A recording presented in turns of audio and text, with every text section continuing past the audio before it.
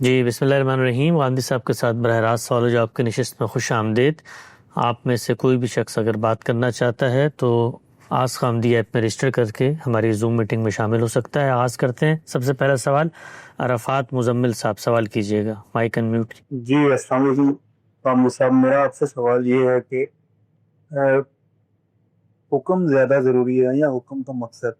جیسے کہ اللہ تعالیٰ نے قرآن میں فرمایا کہ سود ایک بوجھ ہے، تو غریب پر تو بوجھ ہے لیکن امیر پر نہیں، کاروباری شخص پر نہیں ہے.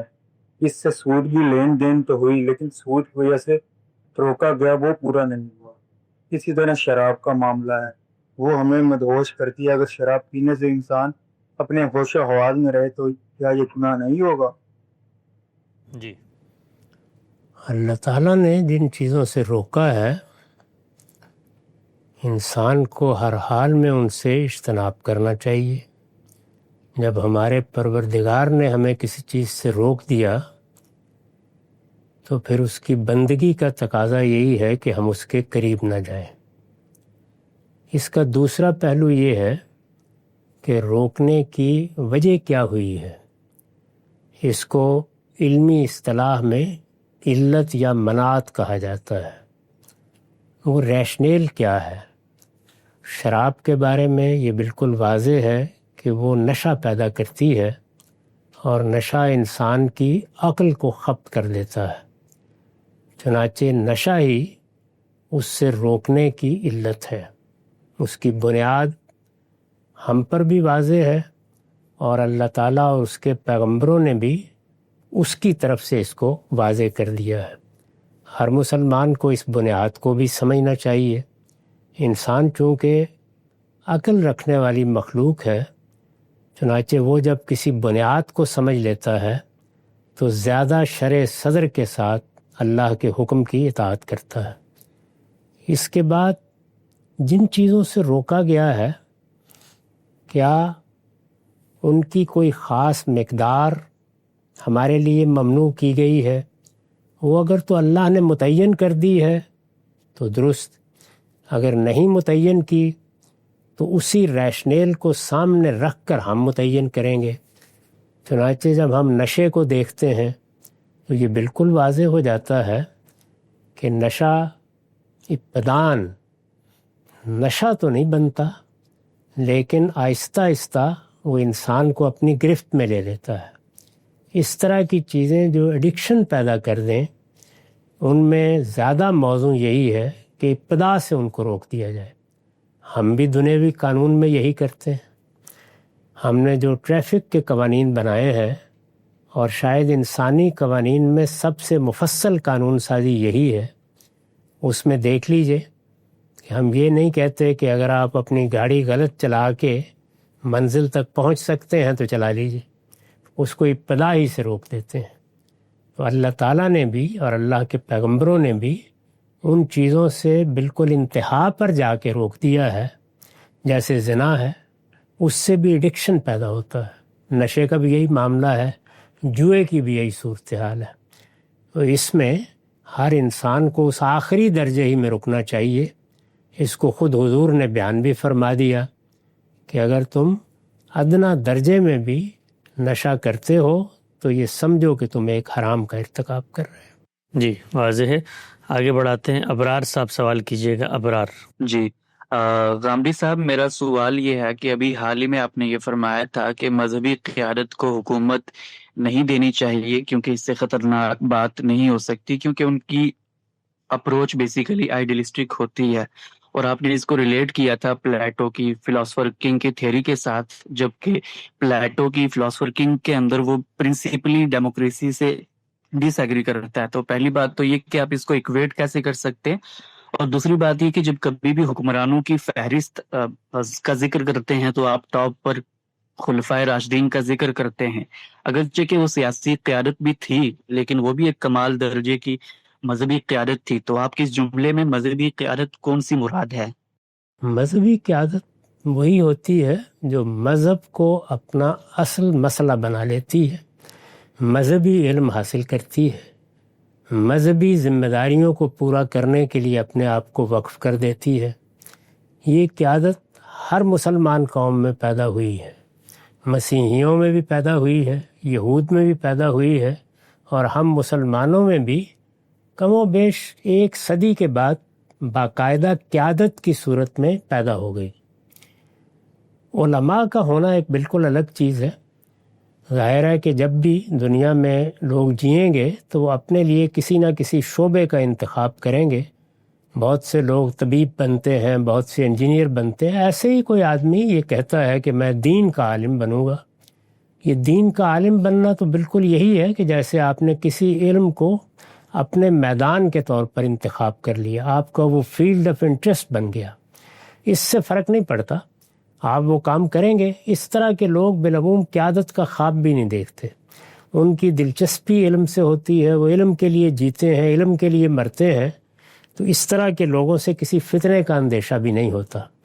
لیکن جو لوگ مذہبی پیشوا بن جاتے ہیں، یعنی ایک باقاعدہ مذہبی طبقہ یا کلرجی وجود میں آ جاتی ہے، تو اس میں طاقت کا احساس پیدا ہوتا ہے، طاقت کا احساس قیادت کی طلب پیدا کرتا ہے۔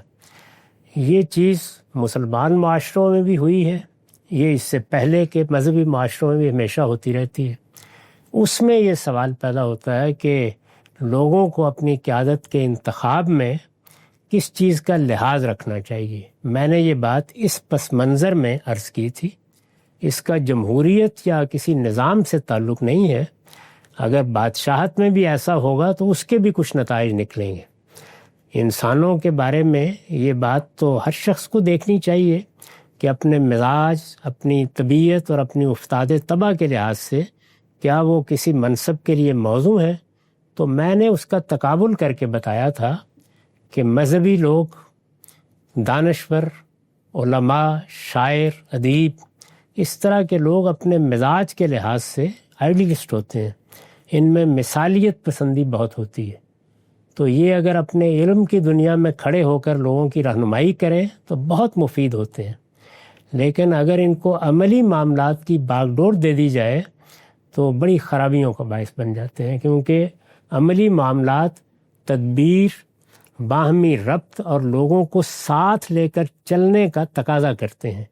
ان کے ہاں اس طرح کی فلیکسیبلٹی نہیں ہوتی، تمن نہیں ہوتی۔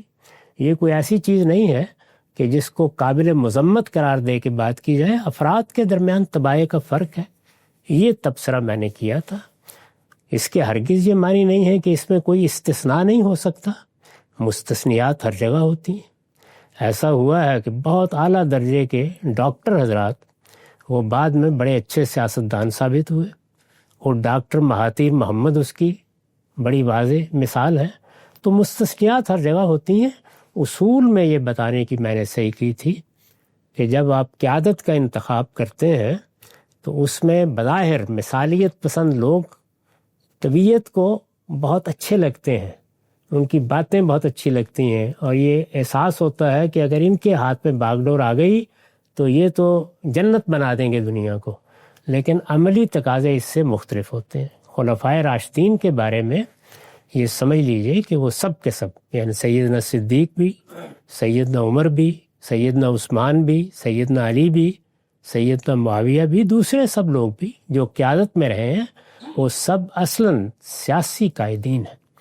وہ قوم کے یا ملت کے یا یوں کہیے کہ صحابہ کرام کی جماعت کے سیاسی زعماء ہیں، وہ لیڈر ہیں۔ علماء یہ بالکل الگ ہیں، جیسے عبداللہ بن عمر ہیں، عبداللہ بن عباس ہیں، جیسے عبداللہ بن مسعود ہیں، جیسے زید بن ثابت تھے۔ تو علماء بھی نمایاں ہیں صحابہ کرام میں، اور یہ دیکھ لیجئے کہ بالعموم ان کو اس طرح کی ذمہ داریاں نہیں دی گئیں۔ یہ ذمہ داریاں سیاسی زعمائی کے پاس ہونی چاہیے۔ جو آپ ان کو مذہبی حیثیت سے دیکھتے ہیں تو وہ اصل میں ان کا مذہب کے ساتھ تعلق، اللہ کے پیغمبر کے ساتھ تعلق، اور مذہب کا جو شعور ان کو پیغمبر نے دیا تو اس کا اظہار ہے۔ جب اس کو ہم مذہبی قیادت کہتے ہیں، وہ کبھی پیغمبر کی موجودگی میں یا اس کے ساتھیوں میں اس طرح پیدا نہیں ہوتی، وہ ہمیشہ بعد کے زمانوں میں جب دنیا مختلف شعبوں کا انتخاب کرتی ہے اس وقت پیدا ہونا شروع ہوتی ہے۔ تو مسلمانوں میں کم و بیش 1 صدی بعد وہ لوگ پیدا ہوئے جن کو آپ کہہ سکتے ہیں کہ وہ مذہبی قائدین ہیں۔ اس وقت ہر جگہ ان کی بڑی تعداد ہے، ان کے فالوورز ہیں، اور اس بنیاد پر ان کو سوسائٹی میں عصبیت بھی حاصل ہوتی ہے، ایک بڑی تعداد ان کی بات سنتی اور مانتی ہے۔ وہ مذہبی قیادت مسلمانوں کے اس وقت ہر ملک میں موجود ہے، اور اس کو مذہبی معاملات میں، اخلاقی معاملات میں اپنا کردار ادا کرنا چاہیے، لیکن سیاسی معاملات اگر ان میں سے کسی کے سپرد کیے جائیں تو یہ دیکھ لیجئے کہ وہ اصلاً سیاستدان ہونا چاہیے۔ جی بالکل واضح ہے۔ عدنان اشرف صاحب سوال کیجیے گا۔ وعلیکم السلام۔ جی میرا سوال یہ ہے کہ اگر کسی شخص کو ہارٹ اٹیک ہوتا ہے تب ہم کہتے ہیں کہ یہ ہیلدی فوڈ نہیں کھاتا تھا اور جسمانی ورزش نہیں کرتا تھا، جو کہ پچھلے زمانے کے لوگ کرتے تھے تو ان کو یہ بیماری نہیں آتی تھی، یا ہم یہ کہہ لیں کہ اللہ نے اس کی عمر اتنی ہی رکھی تھی؟ مجھے تھوڑا تقدیر کے بارے میں سمجھائیے، شکریہ۔ یہ دو بالکل الگ الگ باتیں ہیں۔ دنیا میں ظاہر ہے ہم اپنے علم کے لحاظ سے لوگوں کو وہ چیزیں بتاتے ہیں جن سے انہیں پرہیز کرنا چاہیے۔ یہ بھی کوئی علی الاطلاق فتویٰ نہیں ہوتا، یعنی ایسا بھی ہوتا ہے، اور دنیا میں ہر جگہ اس کی مثالیں ملتی ہیں کہ بد پرہیزی کرنے والے 90 سال جیتے رہے، اور ایسا بھی ہوتا ہے کہ انسان نے اگر اچھی زندگی اختیار کی، ورزش کرتا رہا، پرہیز کرتا رہا، معاملات کو اعتدال میں رکھا، تو اللہ نے اس کو بہت مہلت دے دی۔ تو دونوں طرح کی مثالیں ہوتی ہیں۔ دنیا میں عام طور پر جب تلقین اور نصیحت کی جاتی ہے تو وہ مجموعی حیثیت سے چیزوں کے اثرات سامنے رکھ کے کی جاتی ہے، یعنی عام طور پر کیا ہوتا ہے، زیادہ تر کیا ہوتا ہے، چیزیں کیسے مؤثر ہو جاتی ہیں۔ وہ مجھے لطیفہ یاد آ رہا ہے، جب پہلی مرتبہ میرے ساتھ دل کا معاملہ ہوا 2002 میں، تو میں ہسپتال میں تھا۔ وہاں پر ایک ڈاکٹر صاحبہ تھیں جن کے شوہر میرے بہت عزیز دوستوں میں تھے، تو ان کی اہلیہ نے ان سے کہا کہ تم نے دیکھا غامدی صاحب کے ساتھ کیا معاملہ ہوا ہے، تم بہت سگریٹ پیتے ہو۔ تو انہوں نے ہنس کے کہا کہ وہ تو نہیں پیتے۔ تو یہ ایسے ہی ہوتا ہے۔ ٹھیک ہے، آگے بڑھاتے ہیں جی۔ آوان صاحب سوال کیجیے گا۔ آوان صاحب۔ جی السلام علیکم۔ وعلیکم السلام۔ غامدی صاحب، آپ کے میں نے بہت سے لیکچر سنے ہیں، اس میں سے جو 23 اعتراضات والی سیریز تھی اس کے ضمن میں جو داڑھی والی اقساط تھی، اس میں آپ نے فرمایا تھا کہ حدیث اور قرآن و سنت کے بتانے کے بعد آپ نے 2 حدیثیں بتائی تھیں۔ ایک وہ تھی جس میں فطرتاً طہارت کی 5 چیزیں تھیں، جس میں مونچھوں کو کاٹنا شامل تھا، اور پھر اس کے بعد آپ نے اس حدیث کا، اس روایت کا ذکر کیا تھا عائشہ رضی اللہ تعالیٰ عنہ سے، جس میں 10 ایسی چیزوں کے بارے میں کہا گیا تھا جس میں کہ داڑھی شامل تھی۔ تو آپ نے اس وقت فرمایا تھا کہ یہ جو 10 چیزوں والی حدیث ہے یہ ضعیف ہے، اس کی اسناد یا اس کی روایت کے تسلسل میں کچھ ڈاؤٹس تھے۔ جبکہ میں نے انٹرنیٹ پہ سرچ کیا اور اس کو پڑھنے کی کوشش کی تو مجھے پتہ چلا کہ یہ 10 چیزوں والی حدیث ہے، یہ صحیح مسلم میں ہے، اور اس کا لیول جو ہے وہ صحیح کا ہے۔ تو ذرا اس چیز کو واضح کر دیجئے کہ آپ کے پاس کیا دلیل ہے کہ وہ جو حدیث ہے وہ ضعیف ہے۔ شکریہ۔ مجھے یہاں تک یاد پڑتا ہے، اس پر میں نے اس وقت بھی تفصیلی گفتگو کر دی تھی، اور یہ جو آپ نے نتیجہ نکالا ہے یہ نہیں بیان کیا تھا۔ میں نے یہ کہا تھا کہ یہ 2 طریقوں سے آئی ہے، اور اس میں دوسرے طریقے میں اس کا ذکر نہیں ہے۔ یہ چیز کسی روایت کو مسترب کر دیتی ہے، یعنی اگر میری مجلس سے 2 لوگ اٹھے ہیں اور وہ بیان کرتے ہیں کہ انہوں نے آج 10 نکات پر مبنی ایک پروگرام بتایا تھا، تو ایک ان 10 نکات کو بیان کرتا ہے اور اس میں کہتا ہے اس میں ایک کتاب پڑھنا بھی تھا، اور دوسرا اس کو بیان نہیں کرتا، اس کی جگہ ایک دوسری بات بیان کرتا ہے، تو اب یہ روایت مسترب ہو گئی۔ یہ اضطراب اس کو ضعیف کرتا ہے، تو یہ میں نے وہاں بیان کر دیا تھا۔ اب وہ ساری گفتگو یا میری تفہیم و تبیین باقاعدہ کتابی صورت میں لکھی جا رہی ہے، اور امید ہے کہ جلد وہ شائع بھی ہو جائے گی، تو اس میں آپ یہ پوری بحث دوبارہ پڑھ لیں۔ جی آگے بڑھاتے ہیں۔ بشارت صاحب، بشارت حسین صاحب سوال کیجیے گا۔ السلام علیکم غامدی صاحب اینڈ حسن بھائی، بہت شکریہ آپ نے وقت دیا۔ غامدی صاحب بہت ممنون ہوں آپ کا، اللہ آپ کو لمبی عمر دے۔ I am feeling highly over whelmed and highly emotional, اللہ تعالیٰ آپ کو زیادہ برکت دے۔ میرا سوال یہ ہے سر، جب ہم اعتراضات کی سیریز میں آپ کے حدیث کے بارے میں جو آپ نے تفصیل کی ہے اس کو دیکھتے ہیں تو بڑا ریشنل ہے، बड़ा मौक़िफ़ है कि ये अखबार अहाद है, इसको ऐसे समझना है।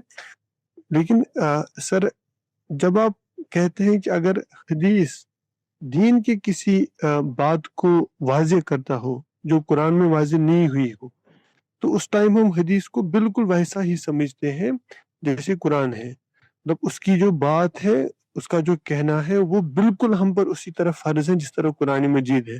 तो इसको समझने में थोड़ा ये होता है कि क्योंकि आप कहते हैं कि ज़्यादा से ज़्यादा हदीस ज़न्नी है आपकी, जहाँ तक मैं समझा हूँ, तो फिर वहाँ पे आप कह रहे हैं कि नहीं, अगर ये दीन की किसी बात को बयान कर रहा है तो फिर ये बिल्कुल वैसा ही है जैसे कुरान मजीद है।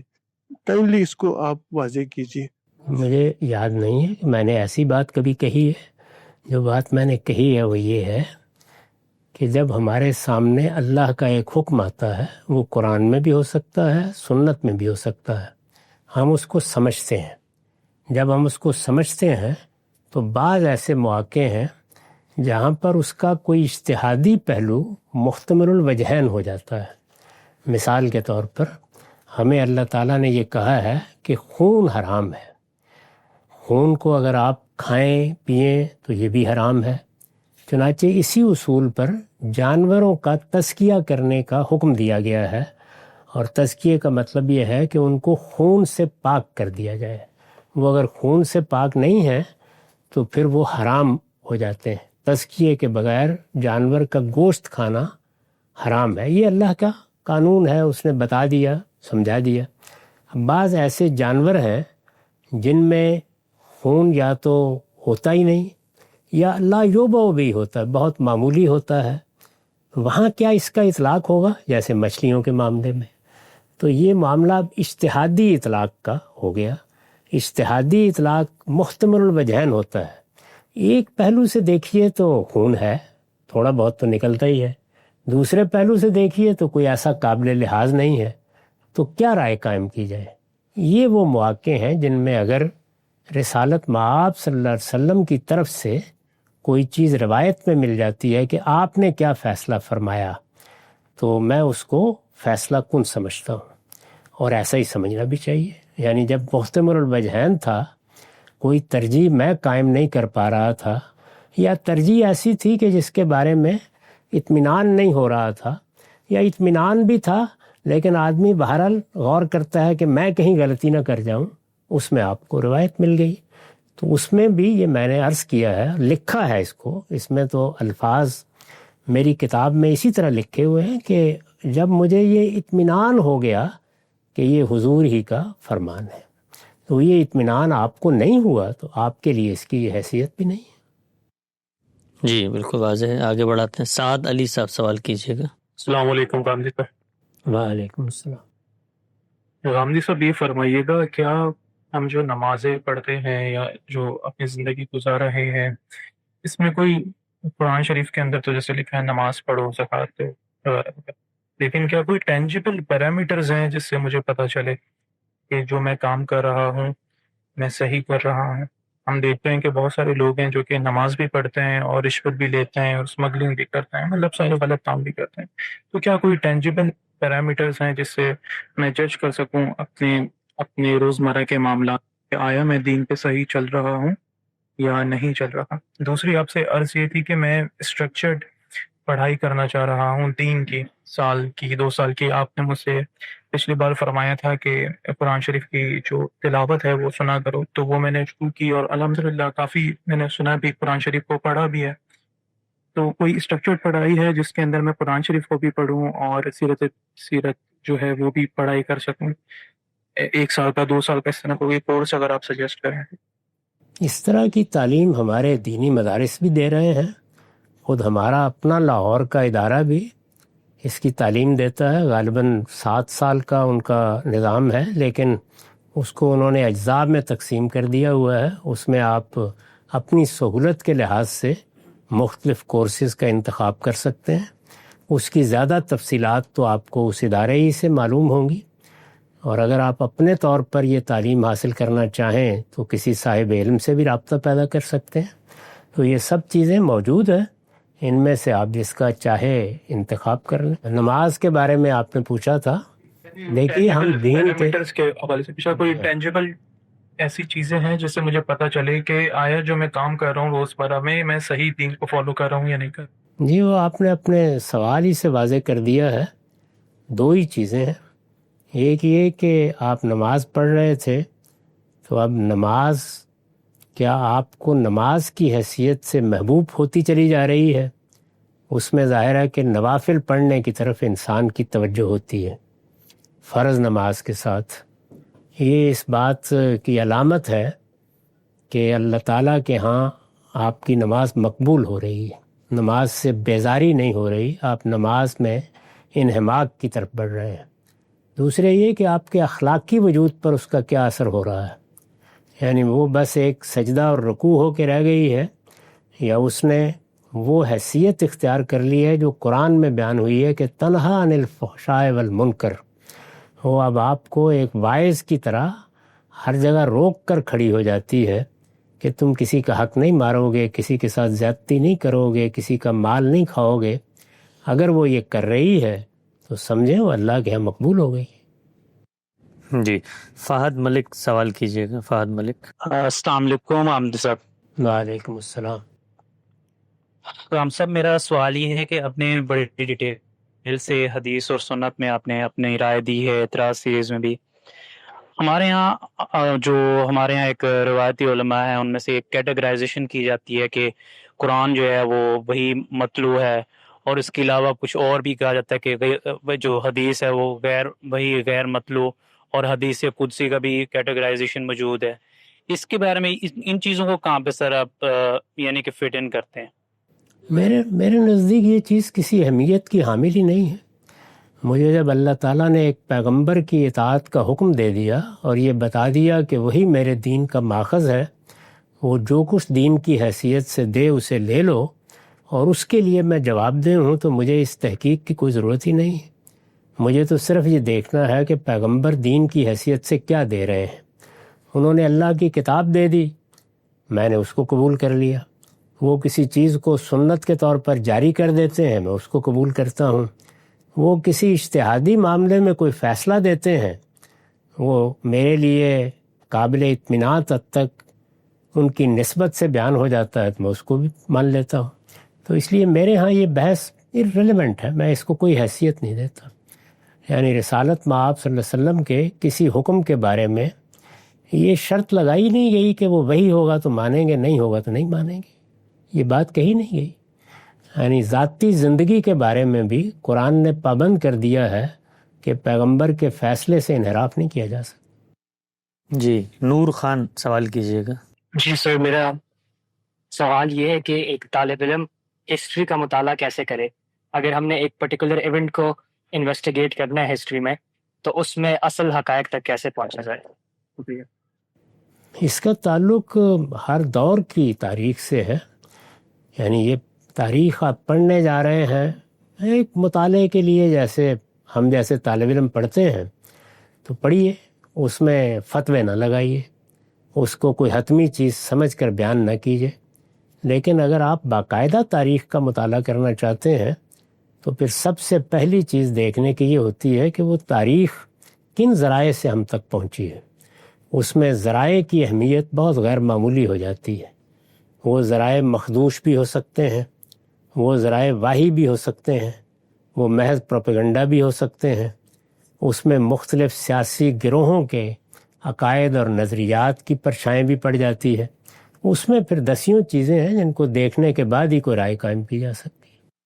جی آگے بڑھاتے ہیں. ہمارے ساتھ موجود ہیں ثاقب خان. سوال کیجیے. السلام علیکم غامدی صاحب. وعلیکم السلام. میرا سوال نو مولود کے دائیں کان میں اذان اور بائیں میں اقامت کے حوالے سے ہے.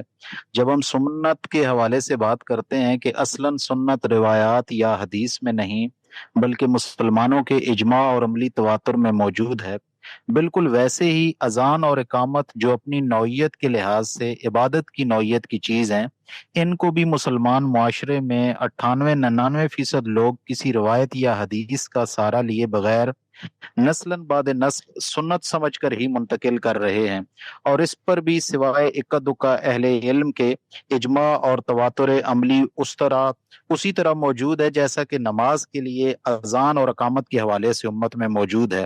لیکن اس کے باوجود اس کو سنت کی فہرست میں شامل نہ کرنے کی علت کیا ہے؟ شکریہ۔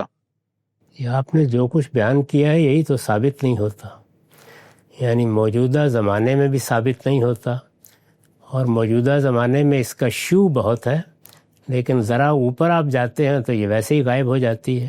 تو یہ جو بیان آپ نے دیا ہے یہ اسٹیبلش نہیں ہوتا۔ سنت قرار دینے کے لیے ضروری ہے کہ اس وقت بھی بغیر کسی ادنا اختلاف کے مسلمانوں کا پورا علم اس کو مانتا ہو، اور پھر اوپر تک اس میں کوئی اختلاف نہ ہو یہاں تک کہ ہم دور صحابہ میں پہنچ جائیں۔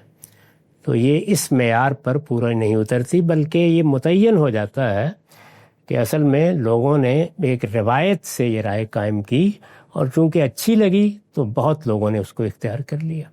اس کو ہمارے ادارے ہی کے ایک بڑے صاحب علم نے موضوع بنایا ہے اپنے پی ایچ ڈی کے مقالے کا، اور اس پر عربی زبان میں اپنا مقالہ لکھا ہے، شاید وہ ترجمہ بھی ہو گیا ہے دوسری زبانوں میں، ڈاکٹر عامر غزر صاحب کا، تو اس کو آپ پڑھ لیجئے۔ اس میں انہوں نے اس سارے مواد کو سامنے رکھ دیا ہے، اس سے خود مجھے اپنی رائے پر نظر ثانی کرنے کا موقع ملا۔ جی آگے بڑھاتے ہیں، زارا رزاق صاحب سوال کیجیے۔ سر میرا سوال یہ ہے کہ اگر کسی آدمی سے آپ کی شادی متوقع ہو اور اس کا راز آپ پہ عیاں ہو جائے کہ وہ زانی ہے، اور وہ غلطی سے نہیں بلکہ ڈھونڈ ڈھونڈ کر گناہ کرتا ہے، تو اس پر وہ کہے کہ اب وہ ٹھیک ہونا چاہتا ہے، یا پھر اس کے معافی مانگنے پر، اسے معاف کر دینے پر آپ کی ذاتی رائے کیا ہے اور اسلام کی روح سے کیا رائے ہے؟ کیونکہ یہ بہت یہ اگر کسی آدمی نے اس طرح کی کسی غلطی کا ارتکاب کیا ہے یا کرتا رہا ہے اور اس نے معافی مانگ لی، توبہ کر لی، تو اللہ تعالیٰ کے ہاں امید ہے معاف کر دیا جائے، کیونکہ جب تک وہ زندہ ہے اس وقت تک معافی کا دروازہ بھی کھلا ہوا ہے۔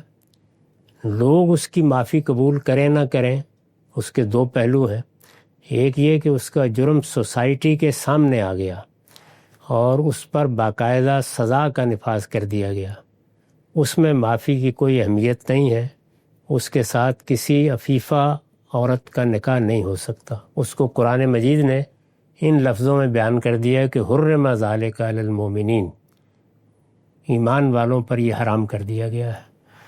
یہ سامنے نہیں آیا، معلوم نہیں ہے، دائیں بائیں بھی لوگ نہیں جانتے، کسی ایک کے علم میں، یا جیسے آپ نے بیان کیا کہ اس خاتون کے علم میں آ گیا ہے، تو اب یہ اس پر ہے کہ اس کی معافی کو کس درجے میں رکھتی ہے۔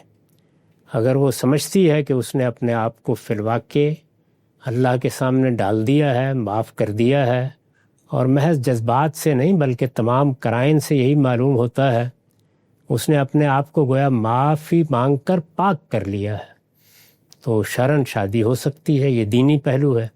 لیکن اگر اس کا اطمینان نہیں ہوا اور وہ یہ سمجھتی ہے کہ یہ عادت آسانی سے جاتی نہیں ہے، اس وقت بس میرے سامنے ایک بات کہی جا رہی ہے، تو اس کو حق حاصل ہے کہ وہ انکار کر دے شادی کرنے سے، کیونکہ شادی کے معاملے میں اللہ تعالیٰ نے یہ بتا دیا ہے کہ عفائف کے درمیان شادی ہونی چاہیے، یعنی پاک دامن لوگوں کے درمیان، اور پاک دامنی اگر مجروح ہوئی ہے تو پھر صرف توبہ ہی ہے، یعنی معاملہ اگر قانون کی گرفت میں نہیں آیا تو توبہ ہی ہے جو اس کو پاک کر سکتی ہے۔